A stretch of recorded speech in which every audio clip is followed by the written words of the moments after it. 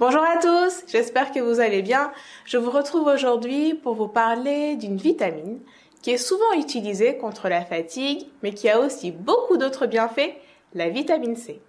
Tout d'abord, sachez que la vitamine C a de nombreux rôles dans notre organisme. Elle permet notamment l'absorption et le stockage du fer. Elle intervient dans la formation des fibres élastiques, c'est-à-dire du collagène, qui entre dans la composition de la paroi de nos vaisseaux sanguins, de la composition de notre squelette, de notre peau, mais aussi de nos tendons. Sachez que la carence en vitamine C est considérée comme étant une maladie, appelée le scorbut. Ces symptômes sont très caractéristiques. On retrouve des saignements de la gencive, une fatigue, de l'anémie, ainsi que des douleurs au niveau des muscles et au niveau des articulations. Il est intéressant de savoir que cette carence en vitamine C et donc cette maladie, le scorbut, peut provoquer un coma et un décès du patient, mais rassurez-vous, elle est de moins en moins fréquente dans nos sociétés. La vitamine C peut être utilisée pour lutter contre la fatigue, pour augmenter ses défenses immunitaires, mais aussi pour prévenir certaines maladies cardiovasculaires et certains types de cancers.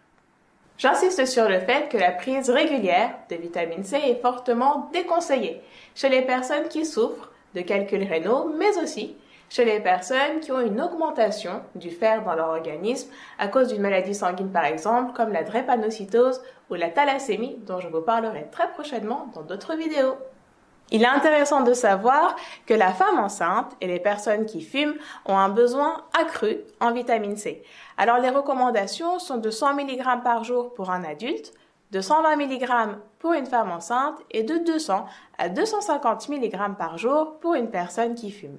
Enfin, vous pouvez retrouver la vitamine C dans de nombreuses sources alimentaires telles que le poivron, le piment, les agrumes comme l'orange, le citron, le pamplemousse, mais aussi les épinards et la fraise. Il faut tout de même savoir que la vitamine C ne résiste pas à la cuisson. Le conseil que je vous donne est de manger tous ces aliments crus.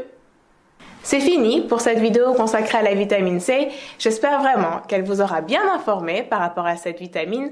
Surtout, n'hésitez pas à liker la vidéo et à la partager.